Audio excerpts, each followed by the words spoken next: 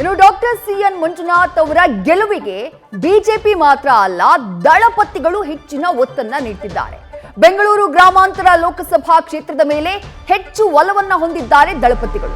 JDS ಕ್ಷೇತ್ರಗಳ ಗೆಲುವಿಗಿಂತ ಮಂಜುನಾಥ್ ಅವರ ಗೆಲುವು ದಳಪತಿಗಳಿಗೆ ಬಹಳ ಇಂಪಾರ್ಟೆಂಟ್. ಹಾಗಾಗಿ ಡಾಕ್ಟರ್ ಸಿಎನ್ ಮಂಜುನಾಥ್ ಅವರನ್ನ ಗೆಲ್ಲಿಸೋಕೆ ಎಚ್.ಡಿ. ಕುಮಾರಸ್ವಾಮಿ ಹಾಗೆ ಎಚ್.ಡಿ. ದೇವೇಗೌಡರು ಪಣವನ್ನ ತೊಟ್ಟಿದ್ದಾರೆ.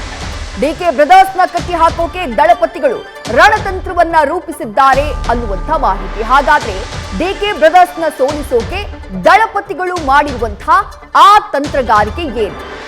ತಮ್ಮ ಕ್ಷೇತ್ರ, ತಮ್ಮ ಅಭ್ಯರ್ಥಿಗಳು ನಿಲ್ಲುವಂತಹ ಕ್ಷೇತ್ರಕ್ಕಿಂತಾನೂ ಬಹಳ ಮುಖ್ಯ ದಳಪತಿಗಳಿಗೆ ಬೆಂಗಳೂರು ಗ್ರಾಮಾಂತರ ಲೋಕಸಭಾ ಕ್ಷೇತ್ರ. ಯಾಕಂದ್ರೆ ಅಲ್ಲಿ ದೇವೇಗೌಡರ ಅಳಿಯ ಡಾಕ್ಟರ್ ಸಿಎನ್ ಮಂಜುನಾಥ್ ಅವರು ಬಿಜೆಪಿಯ ಚಿಹ್ನೆಯಿಂದ ಕಾಂಟೆಸ್ಟ್ ಮಾಡ್ತಿದ್ದಾರೆ.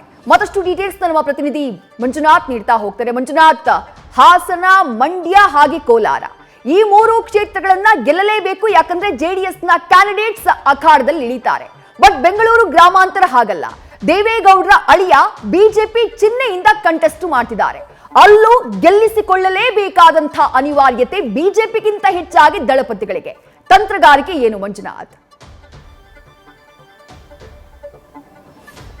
ವಿದ್ಯಶ್ರೀ, ಏನು ದೇವೇಗೌಡರ ಅಳಿಯಾಗಿರುವಂತಹ ಡಾಕ್ಟರ್ ಸಿಎನ್ ಮಂಜುನಾಥ್ ಅವರನ್ನ ಬೆಂಗಳೂರು ಗ್ರಾಮಾಂತರ ಕ್ಷೇತ್ರದಿಂದ ಬಿಜೆಪಿಯಿಂದ ಕಣಕ್ಕೆ ಇಳಿಸೋದಕ್ಕೆ ಬಿಜೆಪಿ ನಾಯಕರು ಏನು ಒಂದು ತೀರ್ಮಾನವನ್ನು ತೆಗೆದುಕೊಂಡಾಗ ಮೊದಲಿಗೆ ಡಾಕ್ಟರ್ ಸಿಎನ್ ಮಂಜುನಾಥ್ ಅವರು ಇದನ್ನ ತಿರಸ್ಕರಿಸಿದ್ರು. ನಾನು ಈ ಒಂದು ಕ್ಷೇತ್ರದಲ್ಲಿ ರಾಜಕಾರಣಕ್ಕೆ ಬರೋದಕ್ಕೆ ನಾನು ಅಂದ್ರೆ ಈ ಒಂದು ರಾಜಕಾರಣಕ್ಕೆ ಬರೋದಿಲ್ಲ ಅನ್ನೋ ಮಾತನ್ನ ನೇರವಾಗಿ ಹೇಳಿದ್ರು. ಆದ್ರೆ ಈ ಒಂದು ಮಂಜುನಾಥ್ ಅವರನ್ನ ಕನ್ವಿನ್ಸ್ ಮಾಡ್ಲಿಕ್ಕೆ ಡಿಕೆ ಕುಮಾರಸ್ವಾಮಿ ಅವರಿಗೆ ಒಂದು ಟಾಸ್ಕ್ ಅನ್ನು ಕೊಡಲಾಗಿತ್ತು. ಆ ಸಂದರ್ಭದಲ್ಲಿ ಕುಮಾರಸ್ವಾಮಿ ಅವರು ಏನು ಡಾಕ್ಟರ್ ಸಿಎನ್ ಮಂಜುನಾಥ್ ಅವರ ಪತ್ನಿ ಮತ್ತೆ ಅವರ ಪುತ್ರನ ಸಂಪರ್ಕ ಮಾಡಿ ಈ ಒಂದು ಯಾಕೆ ನಿಲ್ಬೇಕು ಅನ್ನೋದ್ರ ಬಗ್ಗೆ ಸೂಕ್ತವಾದಂತಹ ಮಾಹಿತಿಗಳನ್ನು ಕೊಟ್ಟ ಸಂದರ್ಭದಲ್ಲಿ ಏನು ಡಾಕ್ಟರ್ ಸಿಎನ್ ಮಂಜುನಾಥ್ ಅವರ ಪುತ್ರ ಈ ಒಂದು ರಾಜಕಾರಣಕ್ಕೆ ಬರಲಿಕ್ಕೆ ತೀವ್ರ ವಿರೋಧವನ್ನು ವ್ಯಕ್ತಪಡಿಸಿದ್ರು. ಸಾಕಷ್ಟು ಕೆಟ್ಟದಾಗಿ ಕೂಡ ತಮ್ಮನ್ನ ಪ್ರಶ್ನೆ ಮಾಡಿದ್ರು ಅಂತ ಸ್ವತಃ ಕುಮಾರಸ್ವಾಮಿ ಅವರು ಹೇಳಿದ್ರು. ಆದ್ರೆ ಕುಮಾರಸ್ವಾಮಿ ಅವರು ಈ ಸಂದರ್ಭದಲ್ಲಿ ಒಂದು ಏನು ಅವರಿಗೆ ಒಂದು ಭರವಸೆಯನ್ನ ಕೊಟ್ಟಿದ್ರು.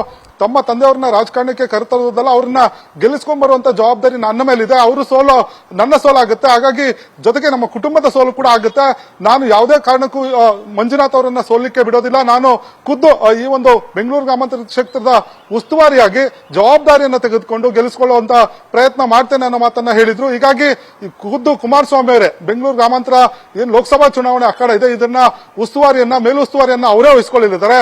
ಬಿಜೆಪಿ ಜೊತೆಗೆ ಜೆಡಿಎಸ್ ನಾಯಕರನ್ನ ಒಂದು ಸಮನ್ವಯ ಸಾಧಿಸಿರುವುದಾಗಿರ್ಬೋದು, ಜೊತೆಗೆ ತಳಮಟ್ಟದ ಕಾರ್ಯಕರ್ತರನ್ನು ವಿಶ್ವಾಸಕ್ಕೆ ತೆಗೆದುಕೊಂಡು ಮಂಜುನಾಥ್ ಪರವಾಗಿ ಕ್ಯಾಂಪೇನ್ ಮಾಡೋದಾಗಿರ್ಬೋದು, ಎಲ್ಲಾ ವಿಚಾರಗಳನ್ನ ಅವರೇ ನೇತೃತ್ವವನ್ನು ವಹಿಸಿಕೊಳ್ಳೋದಕ್ಕೆ ಈಗಾಗಲೇ ತೀರ್ಮಾನವನ್ನು ತೆಗೆದುಕೊಂಡಿರುವಂತದ್ದು. ಸ್ವತಃ ಕುಮಾರಸ್ವಾಮಿ ಅವರು ಕೂಡ ಹೇಳಿರುವಂತದ್ದು, ಏನು ಆಸ್ಪತ್ರೆಯಿಂದ ಬಂದ ತಕ್ಷಣ ನಾನು ಈ ಒಂದು ಕ್ಷೇತ್ರದಲ್ಲಿ ಆಗ್ತಿರುವಂತಹ ಏನು ಚುನಾವಣಾ ಅಕ್ರಮಗಳಾಗಿರ್ಬೋದು, ಬೇರೆ ವಿಚಾರಗಳನ್ನ ಇಟ್ಕೊಂಡು ಹೋರಾಟವನ್ನ ಮಾಡ್ತೇನೆ. ಸಿಎನ್ ಮಂಜುನಾಥ್ ಅವರನ್ನ ಗೆಲ್ಲಿಸ್ಕೊಂಡ್ ಬಂದು ಡಿ.ಕೆ. ಶಿವಕುಮಾರ್ ಅವರ ಬ್ರದರ್ಸ್ ಅನ್ನ ಸೋಲಿಸ್ತೇನೆ ಅನ್ನೋ ಒಂದು ಪಣವನ್ನು ಕೂಡ ತೊಟ್ಟಿರುವಂತದ್ದು. ಆದ್ರೆ ಜೆಡಿಎಸ್ಗೆ ಪ್ರಮುಖವಾಗಿ ಈ ಒಂದು ಲೋಕಸಭಾ ಚುನಾವಣೆ ಬಹಳ ಪ್ರಮುಖವಾದಂತ ವಿಚಾರ. ಯಾಕಂದ್ರೆ ವಿಧಾನಸಭೆಯಲ್ಲಿ ಸೋತ ನಂತರ ಅವರು ಮೈತ್ರಿ ಮಾಡಿಕೊಂಡು ಕಾಂಗ್ರೆಸ್ ಅನ್ನ ಕಟ್ಟಿ ಹಾಕ್ಬೇಕು ಹಳೆ ಮೈಸೂರು ಭಾಗದಲ್ಲಿ ಅನ್ನೋ ಒಂದು ಲೆಕ್ಕಾಚಾರವನ್ನು ಇಟ್ಕೊಂಡು ಮೈತ್ರಿಯನ್ನು ಮಾಡ್ಕೊಂಡಿದ್ದಾರೆ. ಅದರಲ್ಲೂ ಕೂಡ 3 ಕ್ಷೇತ್ರಗಳನ್ನ ಈಗಾಗಲೇ ಕೇಳ್ಕೊಂಡಿದ್ದಾರೆ, ಅಂದ್ರೆ ಬಿಜೆಪಿಯಿಂದ ಪಡ್ಕೊಂಡು ಈಗ ಕಂಟೆಸ್ಟ್ ಮಾಡ್ಲಿಕ್ಕೆ ಎಲ್ಲಾ ರೀತಿಯ ಸಿದ್ಧತೆ ಮಾಡ್ಕೊಂಡಿದ್ದಾರೆ.